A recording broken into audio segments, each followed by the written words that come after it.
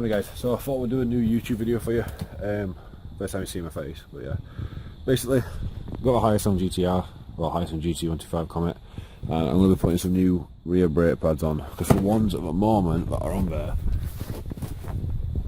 you can see the disc starting to rub, and I don't know if you can see on here, basically it's like near enough metal on metal, so the guy who had it before didn't change them.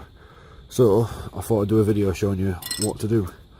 So basically, you should be able to just take out these two Allen bolts here, and then obviously there's another Allen bolt inside, which acts like a slider for your actual pads to go on. But it turns out, because of the actual pads are that close on, and we have to push the piston back, so I need to actually take the full caliper off. So to take the full caliper off, you've got these two Allen bolts here, which is what the caliper is actually mounted on. So you actually take that off using, I believe, a 6. Yep, 6. So I've already cracked these open. If they are really stiff, like some of them actually are, get one of these Allen bolts, stick it on, and then just get a spanner, put it on like that, and it acts as like a lever. So it's a lot easier to crack the bolts open. So once you've cracked them open, use a 6mm Allen key, put it on, and just undo those. So you want to undo that one and undo that one, and that will be able to make your caliper so you can pop it off. And once you've got the two bolts off out of there, which are here, you should be able to just move the caliper off. But this, as you can see, it's quite stuck, so it looks like the pads are actually sticking on there. So to sort that out, I'm going to have to take the actual bolts out of the calipers, which is the two pins that rest the actual pads on. So the two pins actually go through them. So I'm going to take the two pins out of there, and then the pads should drop down. I should be able to take that caliper off. So the actual bolts which you need to take out, there's the first initial bolt, which is actually a 5mm.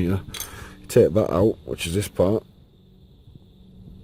that small part there, put that to the side, and then inside there you'll have another bolt, which I believe is a 4mm, oh sorry, 4.5, put that in there, not 4.5, it's a 5 actually,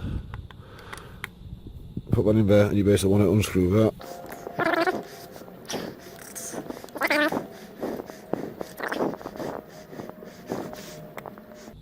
And then your pin will come out. Now, what I would say is these pins are supposed to be really, really smooth, and that's quite gunky. So all I'd do with that is just get some wet and dry and make it smooth, and then put a little bit of brake fluid on it, so the pistons actually, so the calipers actually run smoothly on there. So you've got two of them, so you need to do the same on the other side as well, and then your caliper should be able to come off. So guys, both of the actual bolts took out of the caliper, which they are there, so make sure you always put them together. As you can see, they're in an absolute state, so I'm going to have to sand them down, make sure they're nice and smooth, all the pads won't slide back and forth like they're supposed to. So now that's on, I should be able to rock this back and forth. Yep, so all I'm going to do now is pull this off. So guys, whole caliper's pulled off, and as I said, once you've pulled that off, your brake pads will fall out, and that is the state of the old brake pads, literally worn down to metal on metal, and they're the new ones. So when you combine them two, yeah, make sure you buy new brake pads, guys, look after them. So now I'm going to have to, as you can see, when you look down the side of here, the pistons are pushed really far out, so I've got to push them back in now. They are really gunky, so I'm going to have to push them out and clean them all up. So guys, basically, because the actual cylinders, or the pistons that you actually got, the pistons were popped out, all that's to use is a G-clamp, and it's got one on the piston itself there, and one on the other side, and you just want to do it gradually at a time.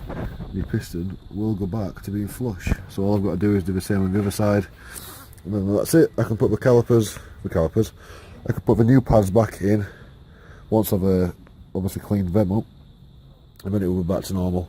So a few people, like one of my mates actually did it, where you hit it with a hammer, hit the actual piston with a hammer, and it can actually fuck it up. So basically, you want to do it gradually at a time, and then it will be back to normal.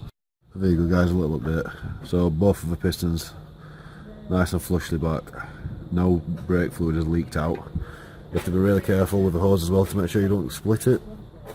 So now all I've got to do is clean them up and put the new pads on, and they should work perfectly. So guys, all I've used a little bit of sandpaper and got them nice and shiny, so basically they will slide through the holes in there easily. So there you go, time to reassemble it.